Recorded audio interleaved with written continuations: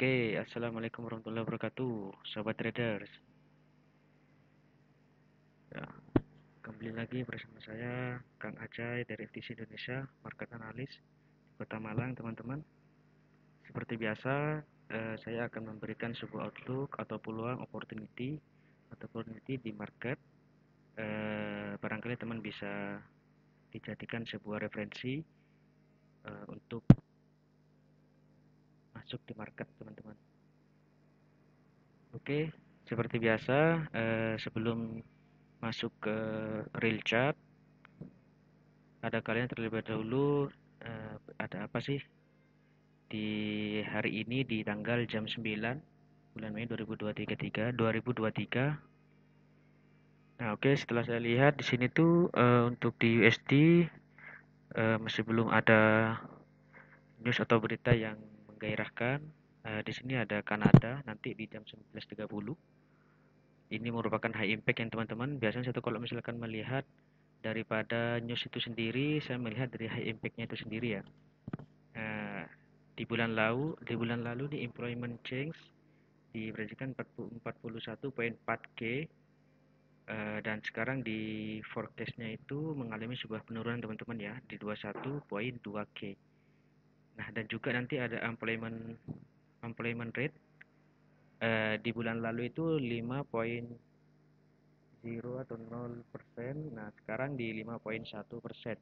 Berarti ada sebuah kenaikan. Jadi kita itu bisa melihat dari pola pergerakan harga di Kanada itu sendiri, sederhana USD CAD, terus pair-pair yang bersangkut pautan dengan CAD. Namun di sini tidak ada yang sangat signifikan dari USD atau di pound sterling atau di GBP. Biasanya saya tuh melihat setelah daripada lihat dari forecast dan juga di data di masa lampau, di masa lalu. Nah, saya lihat dari usual effect-nya ini ternyata usual forecast for currency dalam artian ketika nanti itu actualnya itu lebih besar daripada forecast-nya itu berarti pair-pair yang bersangkut pautan dengan CAD ini akan mengalami sebuah penguatan. Namun akan terjadi sebuah kebalikannya itu apabila actualnya itu ternyata lebih kecil, teman-teman ya. Itu secara dari data fundamentalisnya seperti itu. Kalau kita lihat dari chartnya itu, nah di sini setelah saya melihat yang berkaitan dengan Kanada, New Zealand CAD, NZD-CAD. Nah, di sini udah terlihat banget sedang bearish, teman-teman. Berarti barusan itu daripada newsnya itu sendiri memberikan statement bahwasanya forecastnya itu akan lebih rendah. Berarti ada chance dia itu untuk mengalami sebuah penurunan, teman-teman, untuk employment change. Namun yang kita bahas hari ini itu pair daripada di sini ada sebuah chance untuk perlu dibahas, agak menarik nih. Oke, saya lihat dulu teman-teman.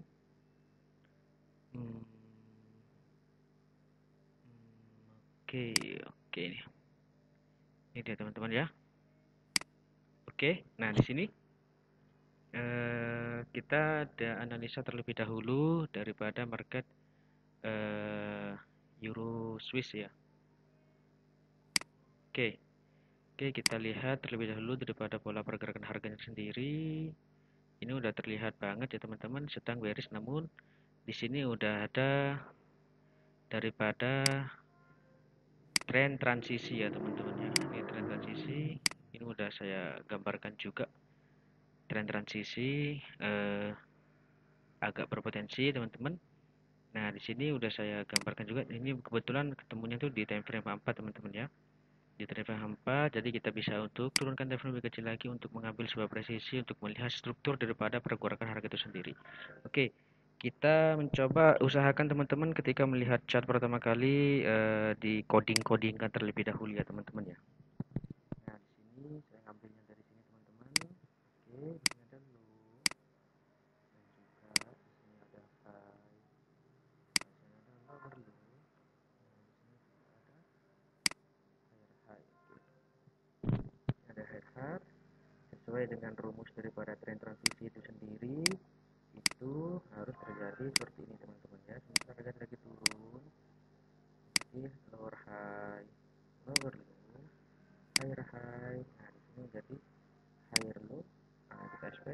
menjadi higher high. Oke, gitu teman-teman ya. Saya tuliskan terlebih dahulu. Oke, di sini ada lower high, lower high. Oke, di sini ada lower high, di sini ada lower low, ini ada lower low teman-teman. Oke, oke, di sini ada higher high. Oke, ini ada lower high. Nah, terus daripada itu di sini itu ada bentar, teman-teman.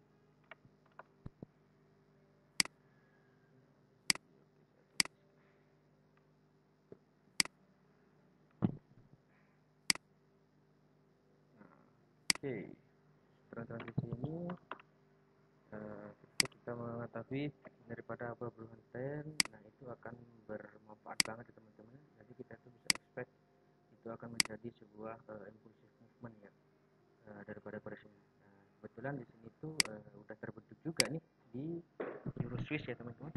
Nah, di teman-teman, di sini tuh ada key level ya, key level daripada itu support sendiri atau dimension sendiri teman-teman. Nah, di sini tuh ada lower low, terus di sini ada lower high. Nah, setelah itu di sini ada lower low. Habis itu apa? Jadi sebuah higher high. Maka aspek kita ini hanya merupakan sebuah corrective move ya. Ini hanya sebuah corrective move. Nah, di sini saya expect itu jadi kita itu sebagai seorang trader itu saran saya sih untuk TP-nya itu harus rasional yang elastis ya, yang realistis juga, jangan terlalu maruk. Nah, di sini oke, seperti ini. Nah, di sini saya tuliskan juga di sini ada relatively equal low, di mana ini akan sangat mudah sekali untuk dijebol ya. Di sini sangat sekali akan mudah dijebol. Jadi relative equal low itu seperti ini teman-teman ya. Saya gambarkan lagi. Relative equal low itu seperti ini. Ketika melihat chart seperti ini teman-teman, terus di sini berbentuk seperti ini. Nah, terus di sini itu ada yang namanya itu demand area masih belum di touch ya teman-teman. Maka ini akan menjadi sebuah chance untuk ketika data ini menghantarkan harga ke atas ya teman-teman ya. Akan menghantarkan harga ke atas. Nah, kebetulan di sini ada di Euro Swiss ya teman-teman ya. Nah, di sini masih ada dimension yang masih fresh. Dimension refresh ini syaratnya yang pertama itu harus satu terjadi daripada break structure internal itu sendiri, satu ya ini sudah break teman-teman. Saya tuliskan dulu ya, ini sudah break break daripada structure itu sendiri, break internal structure itu sendiri satu, itu syaratnya ada empat ya teman-teman. Satu, yang kedua di sini setelah itu break itu terjadi meninggalkan sebuah ibaratnya itu pola base break one candle ya, kasarnya seperti ini. Jadi semisal ada sebuah candle satu, nah disitu diiringi dengan candle base yang sangat besar. Nah, kalau teman belajar tentang Indonesia Homa di sini disebut dengan engulfing teman-teman ya, oke. Engulfing. Terus yang kedua, ini yang kedua, persyaratan yang kedua ya. Jadi persyaratan yang ketiga itu terjadi sebuah liquidity ya teman-teman.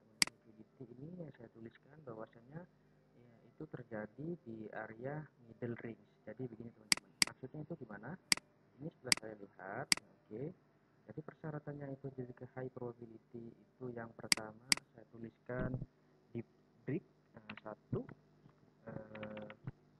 demand zone, yang sangat high probability, terus saya ingat HB aja ya, HP ya, high probability. Satu itu ketika break structure, oke saya tulis teman-teman, ikutin pelan-pelan. Terus yang kedua ini terjadi sebuah base atau pola engulfing ya teman-teman ya, kalau misalkan paham pola engulfing. Terus yang ketiga ini ada liquidity ya teman-teman, liquidity. Oke, terus yang keempat itu belum disentuh sama sekali ya, masih kasarannya itu saya bilang eh, mitigated ya, atau fresh ya, bilang fresh aja ya teman, biar sepakat ya, bisa dipahami. Oke, nah di sini adalah merupakan sebuah syarat untuk dijadikan sebuah high probability ya, teman-teman ya. Oke, inilah syarat untuk jadinya di sini high probability. Nah di sini teman-teman bisa melakukan sebuah entry sekarang eh, ketika di sini itu ada konfirmasi kita. Jadi saya turunkan setiap yang lebih kecil teman-teman. Nah di sini itu ada yang namanya itu liquidity trendline lagi. Nah jadi di dalam di dalam struktur market itu dari major time frame itu ada liquidity, dari time frame kecil itu ada sebuah liquidity trendline. Liquidity trendline itu belum membentuk sebuah struktur daripada itu sendiri. Artinya bentuknya itu sideways kecil ya teman-teman ya. Sideways kecil atau bentuk base kecil yang terbentuk dari beberapa candle.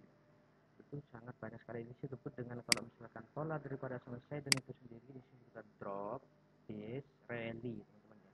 Ini akan menjadi sebuah rally gitu teman-teman ya. Apakah ini 100%? No. Di dalam dunia perdagangan apapun, konvensional maupun di eh, secara digital atau di trading, ini tidak ada sebuah yang 100% ya. Namun dengan kita mengetahui sebuah dasar-dasar atau ilmu atau pengetahuan itu sendiri, jadi kita tuh lebih confident dalam mengambil sebuah keputusan teman-teman ya. Dalam artinya itu ada dasar, ada basic ketika itu masuk ke market. Sama halnya ketika ketika kita itu melakukan sebuah perdagangan secara konvensional. Jadi kita harus memahami strategi seperti apa dan juga memahami sebuah knowledge atau ilmunya seperti apa untuk lebih confident lagi untuk masuk di pada perdagangan itu sendiri. Oke teman-teman, ini untuk sekarang di sini tuh ada posisi buy di 0 titik poin, ini saya tulis ya, poin titik 96936, NSL-nya itu 0,96696, dan TP, nah ini TP-nya di sini udah saya pasang juga di 0,97607. Oke teman-teman, bisa di screenshot ya, screenshot. Nah kita bisa dilihat waktu yang akan datang. At least nanti itu bisa kita teman-teman, kalau misalkan 1:2,5, at least sudah cukup di 97405 pos 0,97408. Ini udah oke. Satu banding berapa nih teman-teman? Ini satu banding dua. Nah misalnya ini sudah sampai ke TP final, ini bisa jadi 1:3 lebih teman-teman. Oke, saya rasa itu cukup worth it.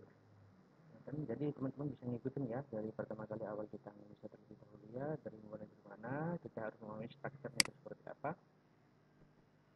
dan juga untuk titik entry-nya itu di mana saja. Oke, salam profit, salam cuan, berkah barokah dari saya sendiri, Kang Ajay, di Indonesia, Kota Malang. Semoga teman-teman bisa mengambil semua hikmatnya, juga bermanfaat. Buang, ambil sebuah positifnya, dan juga yang tidak, menurut tidak manfaat, menurut teman-teman tidak manfaat, bisa jangan diambil. Oke, saya undur diri. Assalamualaikum warahmatullahi wabarakatuh.